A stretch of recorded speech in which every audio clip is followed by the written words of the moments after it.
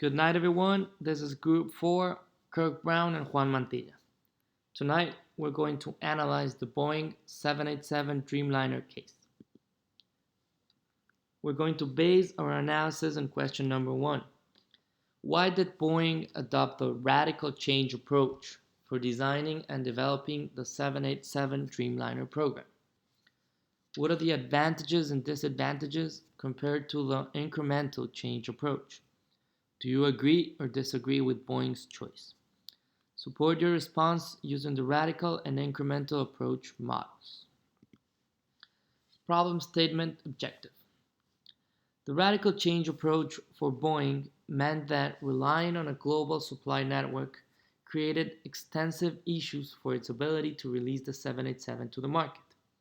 They weren't used to this as they used to own and be in charge of the complete production chain.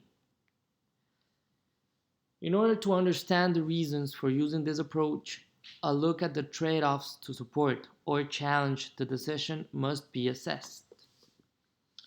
Radical versus incremental.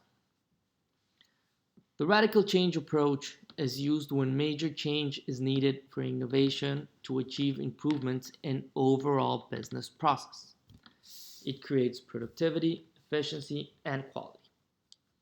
On the other hand, the trade-offs for radical are that the approach promotes radical change or redesign that can dramatically improve efficiency in a short term.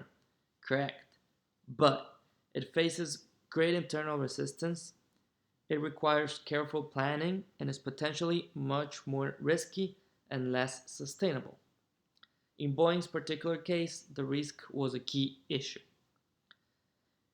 The incremental change approach is used for sustainability and small continued improvement within a business process cycle.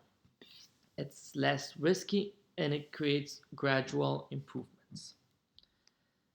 The trade-offs for incremental change are that it's more favorable when it's internal.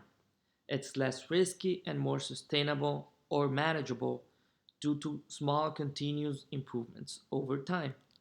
However, slow change might result in rendering company at a disadvantage, making it not able to respond as quickly as its competition. Analysis. Boeing's radical approach of Dreamliner was to promote a more efficient aircraft using less resources, innovative design, and reduced maintenance to be presented quickly to the market. Production process was dramatically changed but did not create a competitive advantage due to increased risk, technical software issues, structural design flaws, and inefficient supply chain. Most of it was outsourced, something that the company wasn't used to do.